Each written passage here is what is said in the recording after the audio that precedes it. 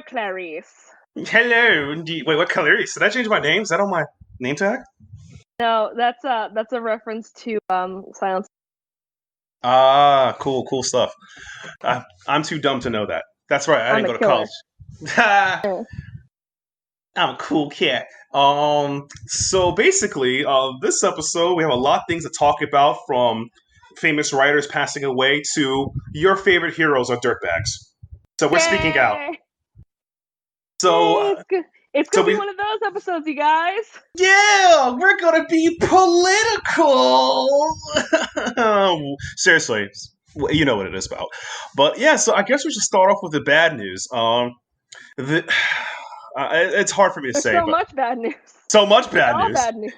Yeah, Denny O'Neil, aka real name Dennis Joseph O'Neil, passed away last week, June 11th, 2020. He was an instrumental for the comic book industry, working at DC and Marvel. He's most likely known, particularly at DC, for Green Arrow, Green Lantern, Batman, for creating Ra's al Ghul and Talia al Ghul. He helped, he had some really great works with, The Question, and he's always been a solid writer in his entire life. I mean, without him, you wouldn't have Neil Adams, essentially. I mean, Neil Adams was great, but you needed a top writer. Top writers make top guys. That's just the way it is. He was around during Dick Giordano when he was around during the great eras, and he he also worked on X-Men in the '60s, I think. But I mostly know him for his DC work, and I'm saddened by him because I love. I'll probably put this in recommendations. I can't go enough about how much I love Green Arrow, Green Lantern by him. It's a great book combining the two minds of here's the straight man and the liberal guy together on a crossroad adventure to learn about America and life in the '70s. I mean, it has some outdated stuff, but it still raised today how both sides of the argument are wrong in certain things, and one side of the argument is just right, or better yet, sometimes how to put this? Sometimes changing the world is a great thing, but you can't force people to believe what you believe because it come off as a jerk. Like that jerk vegan friend you have that's trying to go vegan. Like, dude, please don't do this. There's better ways to convince people to eat healthier and better without convincing them vegan is the way. Just saying. Damn.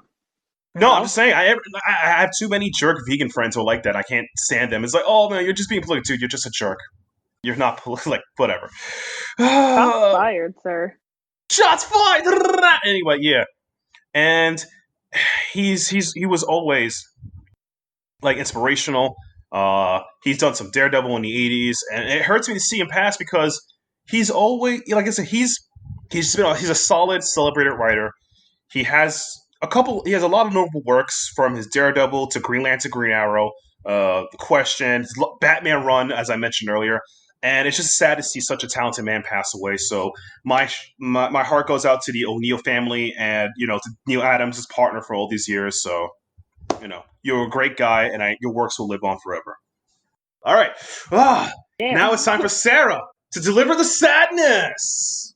All right. So we lost yet another person. In fact, today, as of recording this, we lost another really great author, this time of novels, Carlos Ruiz Zafón, which of course is my incredibly heavy accent. I will unaccent that. It's Carlos Ruiz Zafón. He died at 55. Always just soon. You read him, if you're Spanish, you've read a lot of his works. He's probably one of the most read Spanish, from Spain, authors since Cervantes, who wrote Don Quixote. He wrote a fantastic book called The Shadow of the Wind, incredibly popular book. He wrote, basically, starting from 2001, he wrote incredibly consistently, sort of with a fantastical flair, a book lover, a really big supporter of the arts. He tried to be a screenwriter, didn't work out so well. He passed away today of colorectal cancer. He died of coronavirus in LA, where he was working on supposedly working on some scripts for stuff. And it is incredibly sad. He wrote everything from young adults to adult novels. There, thus far, no talk about any of his unfinished works being released. I would not be surprised if that's the case, though. It's really unfortunate. Another great.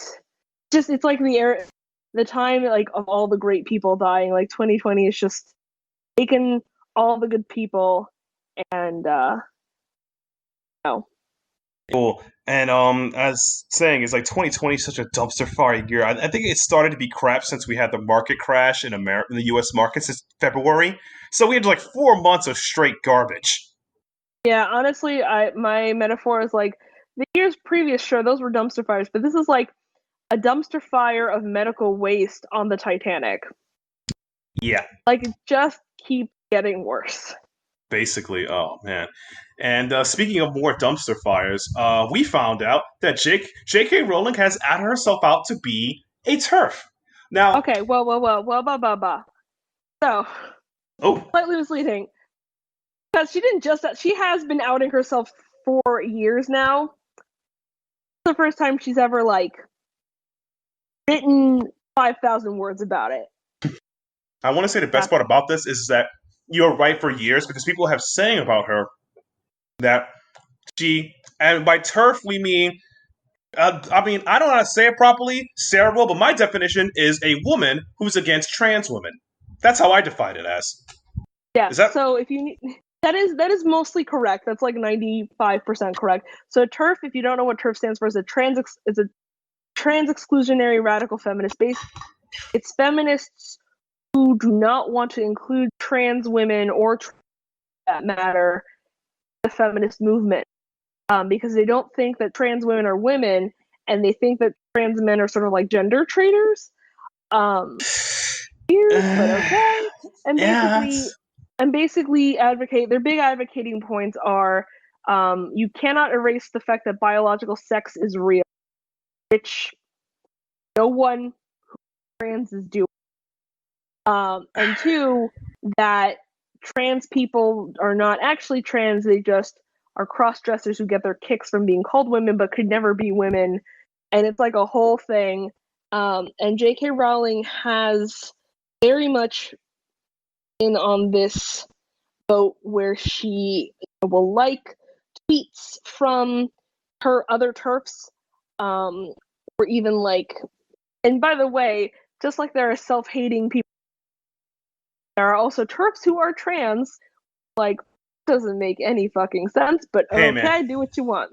The term I use for that is as a black person of color. The term, this is the one time I'll be racist, is that I call it cooning or being a coon. Like you are this, but you hate yourself. That's a lot of self hate, man. It's a lot. It's a lot. It's interesting, but anyway, so years ago she liked these tweets. She also stepped up and defended someone in the UK for making transphobic tweets, and she argued that she was saying that like, oh, she was just saying that biological sex is real, which was not, of course, the case at all. No. Fine, J.K. Rowling. And then it finally came to a head when, and I literally remember this happening because I was at a Starbucks scrolling through my feed, waiting for my to-go order because coronavirus, we can't actually like. Yeah. So I was standing outside the store waiting for my thing, scrolling through my phone before I like can't touch my phone because I touched the Starbucks. Complicated role. And seeing this tweet where basically she made fun of an article that used, people who menstruate something. And she said, didn't we used to have a word for that? Woobub, woober. And you're just like, first of all, Rowling, the reason the article is talking about people who menstruate is because they're not talking about menopausal people who no longer menstruate. They're also not just talking about women, they're also talking about teenage girls, preteens who menstruate. And yes, guess what?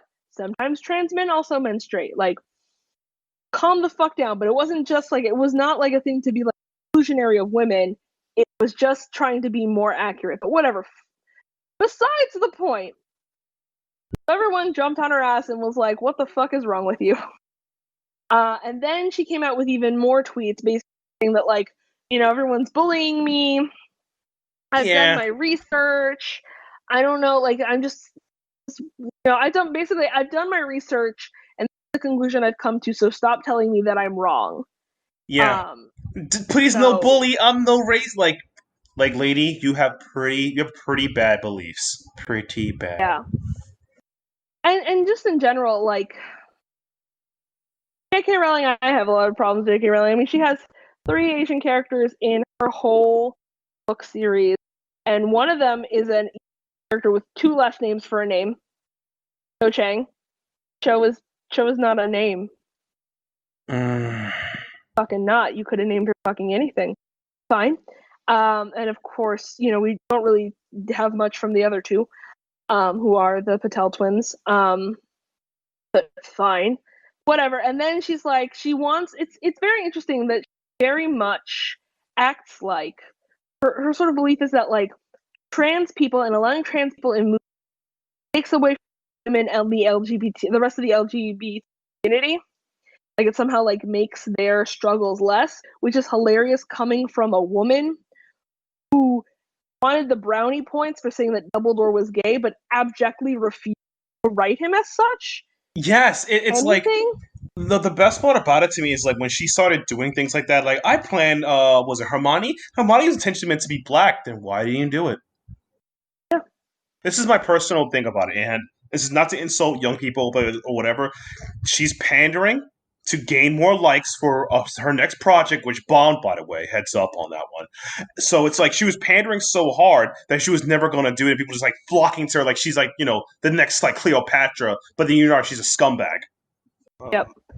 So she basically just really wants those brownie points. Like that's ultimately what she wants. Is she wants the credit for being progressive without actually being progressive. So then, and when everybody clapped back, and said, "What the fuck are you talking about?" She wrote a 5,000 word, basically, or manifesto, basically why she basically, I think, just trying to clarify her point of like where she stands. Like, I Yeah, don't hate trans people, but I just don't want trans people in women's, and gave like most insulting arguments, which I am happy to rip to shreds right now. But Matt, I think you want to make a point. yeah. No, the point I want to make is I'm disgusted by because when people do this, it's like you're not helping yourself. The best thing you can do is that when other people just admit either one, admit you're wrong, or two, she's just doubling. I never was a fan of J.K. Rowling. I'll be honest with you. I only read the first Harry Potter and the Sorcerer's Stone. I didn't like the movies so much. I had a huge disdain for her when I was she was doing the brownie point digging because she's like, I intended for this. Like Dumbledore's gay, but you never wrote him as gay. And it's like all these things popping up that she's anti-trans women or very TERF, and I'm like, what does this mean? What's going on? And then this manifesto, which you'll break down, and go apart. I'm like, this woman is just straight up scum, rich British scum. Yeah, and there is very much like a much stronger TERF movement in UK than there is US, which I don't know. I mean, there are reasons why, and I'm sure there are really great reasons to look into as to why that is. But so basically, her argument, she makes a lot of really arguments, and there's a great Twitter thread out there that basically breaks all of them down. But sort of the main features of her argument are the following. She argues that by including trans women in only spaces, you are essentially erasing the struggles of cisgendered women, which you might be thinking, how? Great question, listener. J.K. Rowling does not see fit to tell us how that happens. I don't understand why being more inclusive somehow erases other people. If you're thinking, wait a minute, she's saying that trans women take away from the legitimacy of a woman or the experience of a woman. Doesn't that argument sound familiar? And I will say, yes, listener, it does, because that is the same shit that super conservatives said about gay marriage detracting from the legitimacy and sanctity of marriage, right? But the truth is, if you don't want to get gay married, you don't have to get gay married. It's kind of amazing. And if you don't want to be trans, you don't have to be. If you're not trans, then you don't have to be trans. That's one thing. And she says, again, that trans women are not women, and that this idea is that now anybody can say that they are trans, go into a women's bathroom and rape people, or assault people, or harass people. And yeah, so not only record of that ever happening.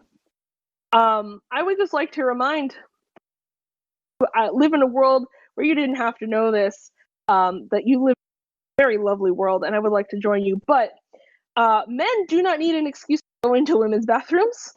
Men can just walk into a woman's bathroom and rape you, and we know that can happen because it has happened. Yep.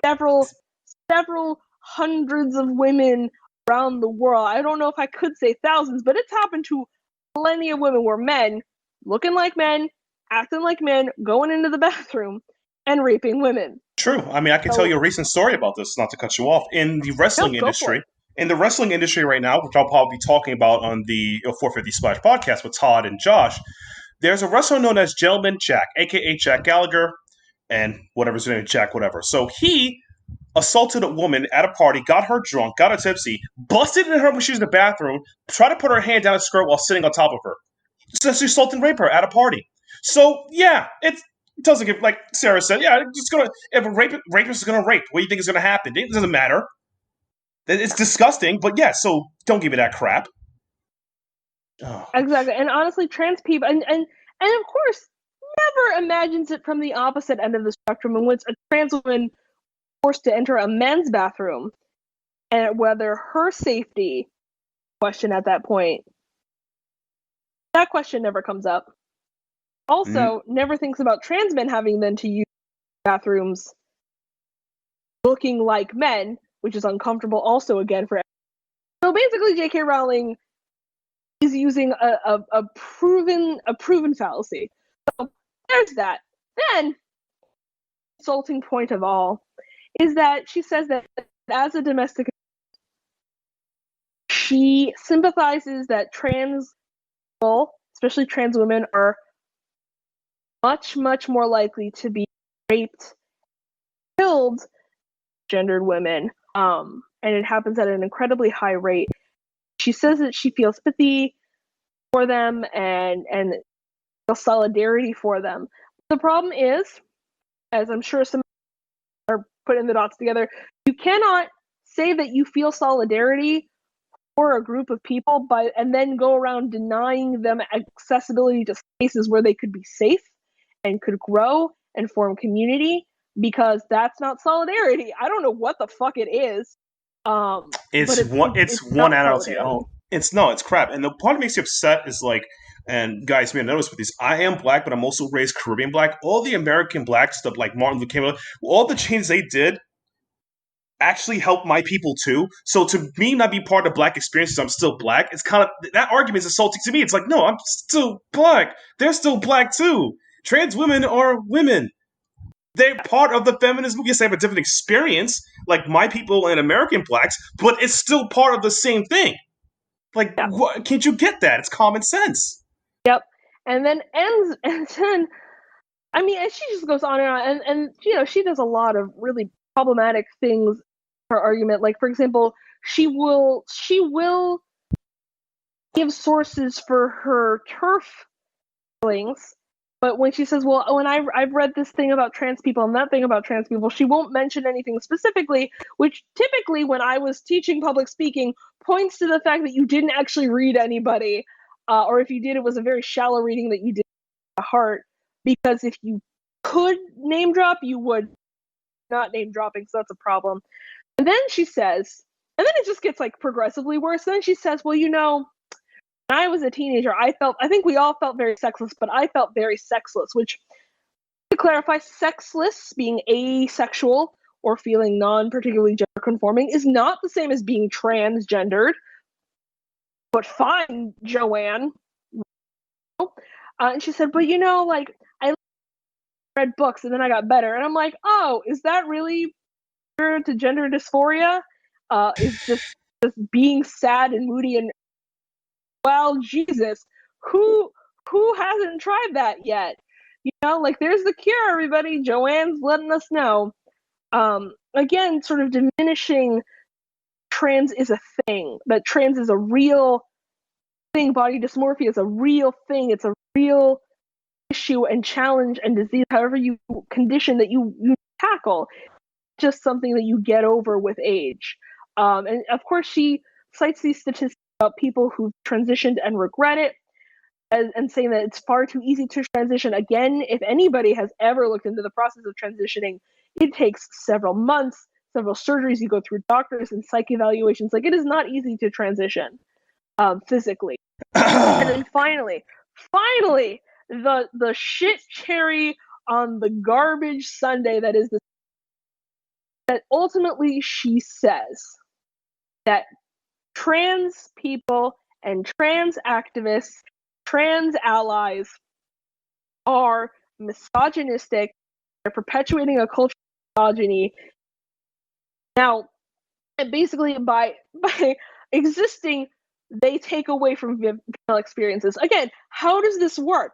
Please, Yes. if somebody could explain to me how that happens, how basically, hey, trans women deserve to share women-only spaces too, because as Matt said, sure, they might have a different life experience, but they're still women. Yes, they have. Face, yeah.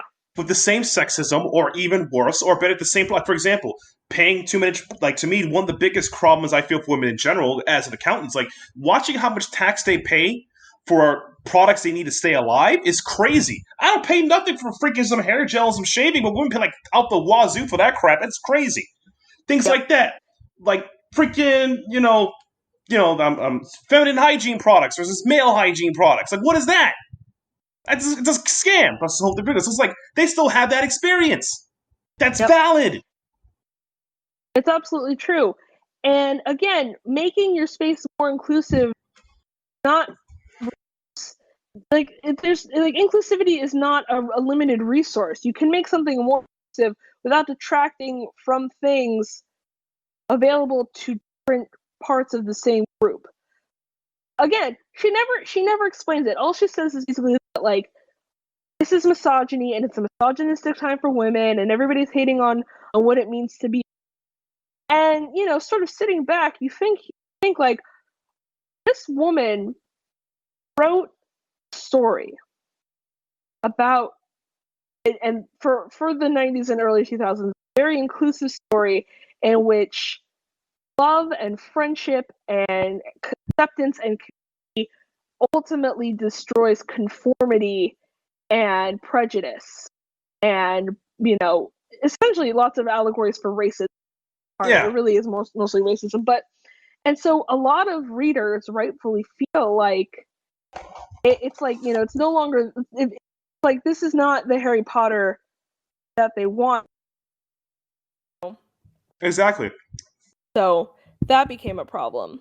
True. But yeah, so this becomes a thing. And people really just don't know what to do about it. And frankly, I think from my perspective is, if you've bought Harry Potter merch, if you've bought the books, it's kind of too late. But going forward, just don't buy her stuff. Yeah. Don't support her or anything. That's how I feel about it, because it's like, she's going to just make some clout. Like, for example, let's just say, I'm not trying to talk crap about rainbow people or trans. Let's just say 5 or 10 years around, how like Ellen has changed the face of homosexuality and lesbianism for straight people in America. Let's say a famous trans activist has a TV show or whatever. It makes trans normalized. People have respect for it. I mean, that's a dream I have, everything like that. And she comes out and says, I intended Harry Potter to be trans. You clout chasing bum, get out of here. Yeah. Watch. Like, she wants clout bucks. That's all she really wants. She wants her brownie points. And, it doesn't matter then to her what you have to do to get them. Exactly. And it makes me like immobily upset, because it's like, I understand the idea that someone with a different experience from you, even in the same group, doesn't make them. No, it does not. There isn't a test to be XX, okay? If they have experiences like you, they should be like you, should understand that. And I understand this completely, because I'm a Caribbean black. I have different experiences from American black and African black, but we still are considered black in this country. Not to be a little political, a cop doesn't care what type of black you are, because you're going down. This is how it is. So I could be Haitian, Jamaican, Guyana, Guyanese, Ghana black, American black. It doesn't matter. If a cop pulls me over, I'm still black to them. That's the problem. And a trans woman being pulled over, for being assaulted, whatever, is still going to be treated as worse as a woman, or even worse in some situations. She's still a woman, and it has the right to be, in my opinion, has even more qualifications to be feminist, because feminism is about giving equality to everybody. Isn't that the basic definition? I learned that in high school. Yeah. Isn't it great when people are assholes? Isn't it great when they disappoint you forever? That sounds like a great theme song. Thanks. Came up with it. But the good thing is, or maybe not the good thing, but just in case you're like, wow, life is garbage. The one positive is that Hachette, which is the company that publishes J.K. Rowling's books, whether they be Harry Potter or under her Robert Galbraith pseudonym, the staff no longer wants to work with her. So she is having professional ramifications now.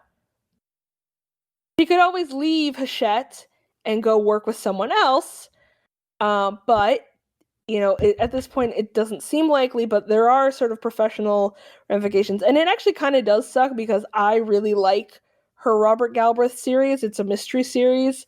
But listen, this shit is no good, so I will not be buying the next book when it comes out, if it comes out. But if you're someone like me who actually does really like the work, and would want to continue reading it, please consider renting it from your local library so you can support a community resource without actually paying J.K. Rowling any money. Woohoo! Yes, Good. Consider it. Considering. And things to consider also is that here comes more Debbie Downing bad news, guys. Warren Ellis, one of the great writers about modern generation, Authority, Trees, he has so many things under his belt. Transmetropolitan, the guy's a phenomenal writer. I love his works. I could go on hours on him. He also did Castlevania for Netflix. Yes, he did. Well, but enough of praising him. He's been recently accused of grooming young women for decades for his pleasures. Yeah. Now, many sources have reported it. I originally saw it reported on Bleeding Cool, and I turned it away, and not because I didn't believe the accusers. That Bleeding Cool, Rich Johnson has a reputation of being some of a rumor monger, but Sara has coined that it's also reported on the Mary Sue, so I guess, a broken clock is right twice a day, right? Something like that. Something like that.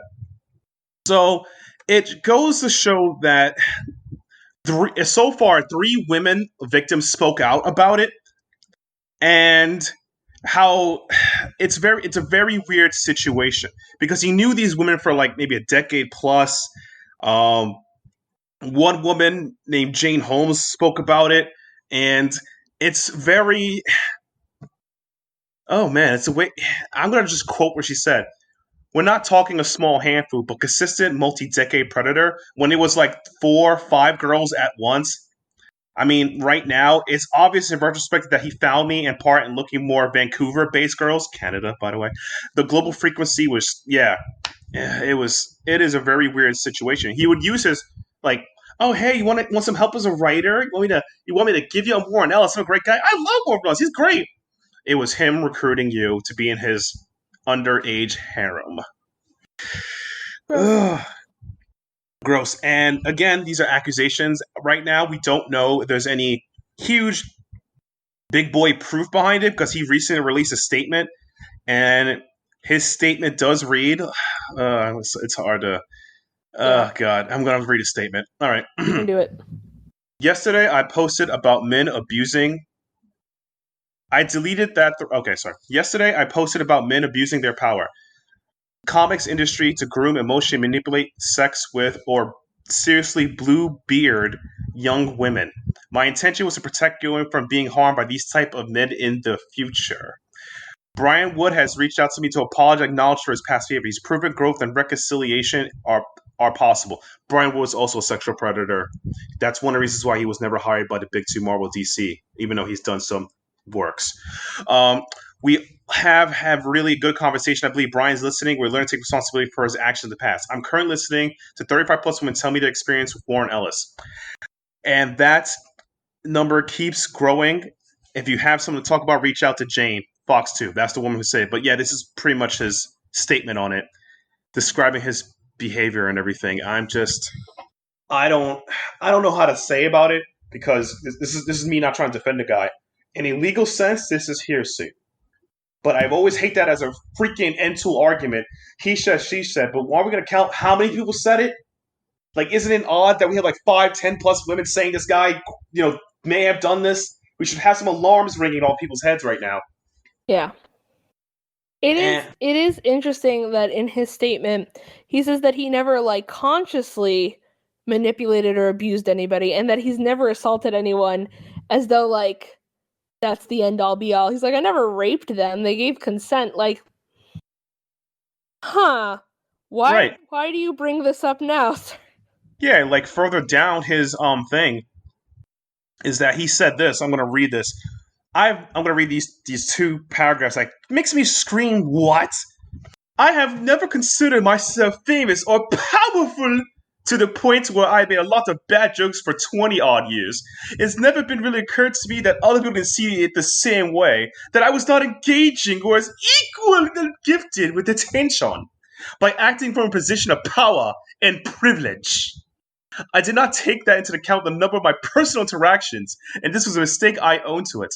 While I've never made many bad choices in my past, I said a lot of wrong things. Let me be clear. I have never consciously coerced, manipulated, or abused anyone, nor have I assaulted anybody. I was ignorant when I was operating from time that I should have been clear.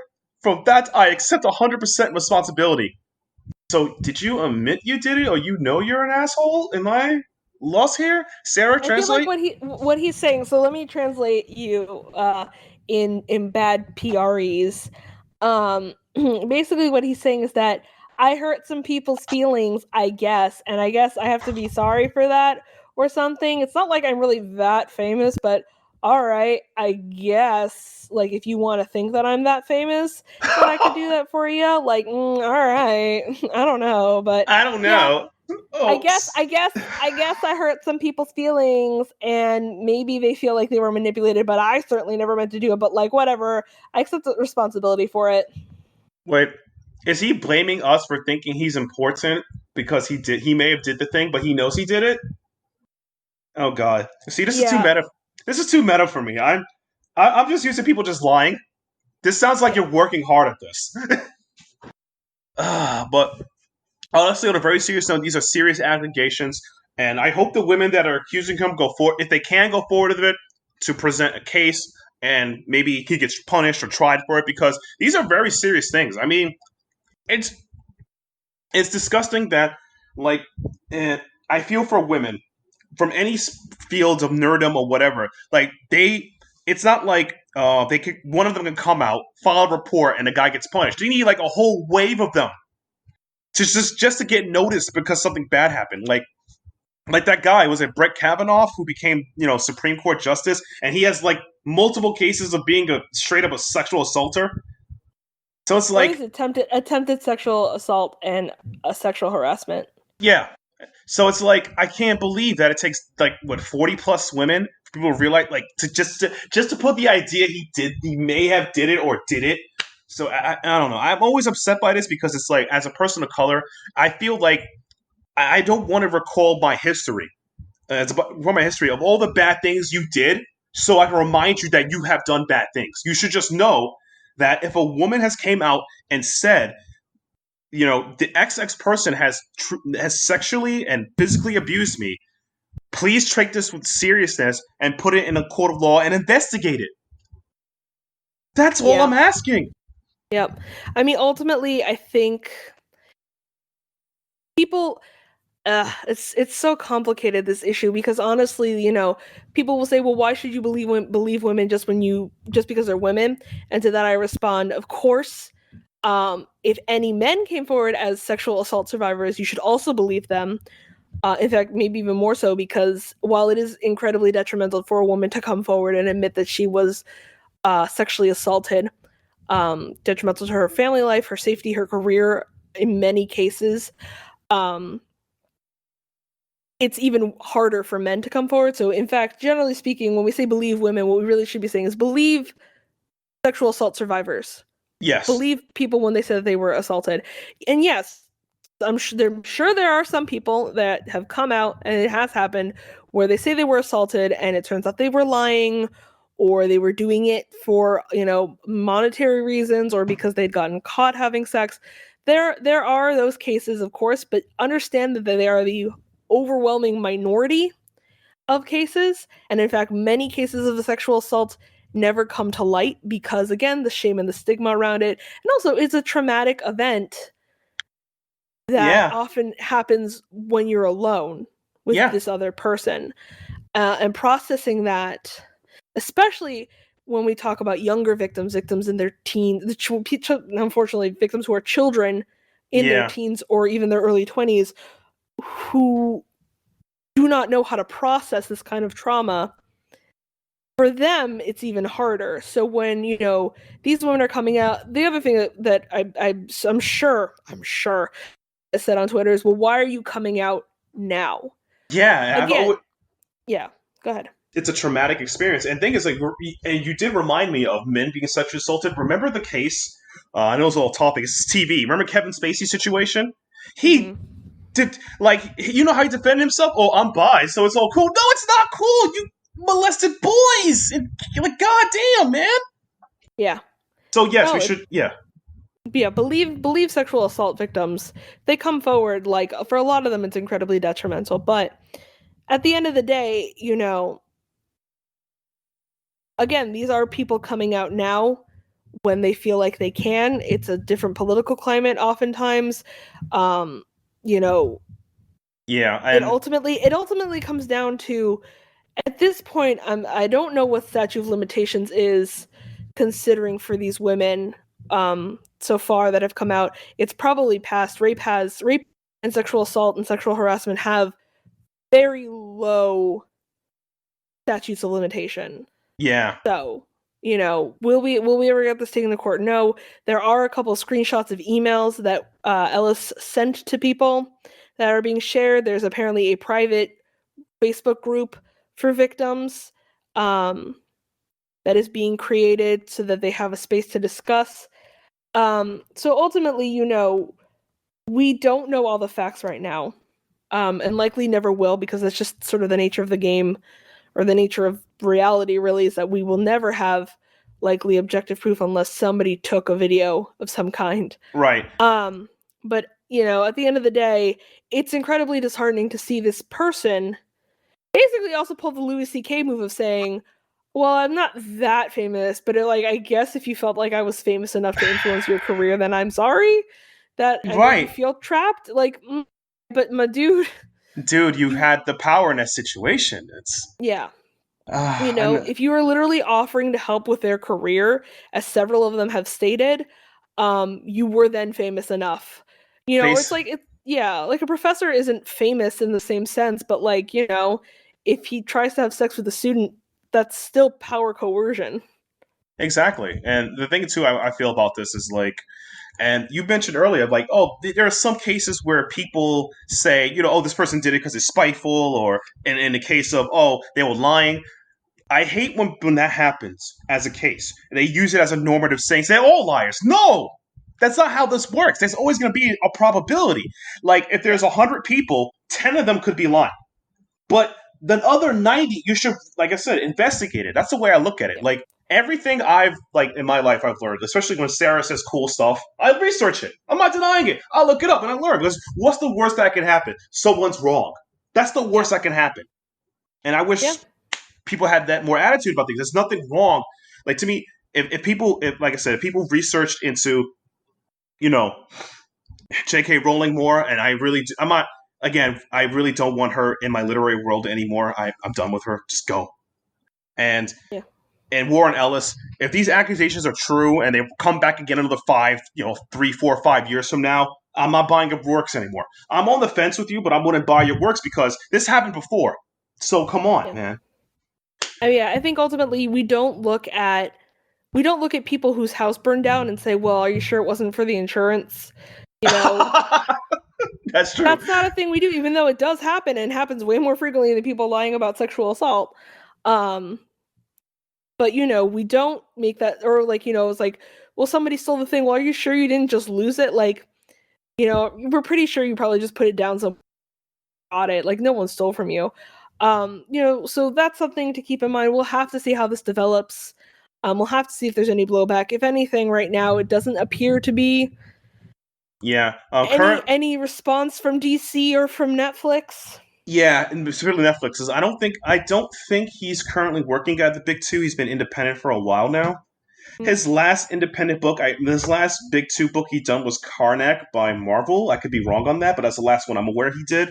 But so either way, Image could drop them. Just saying, even though Image are publishers, it's a bad look for them because Image promotes a lot of good books, a lot of rainbow books.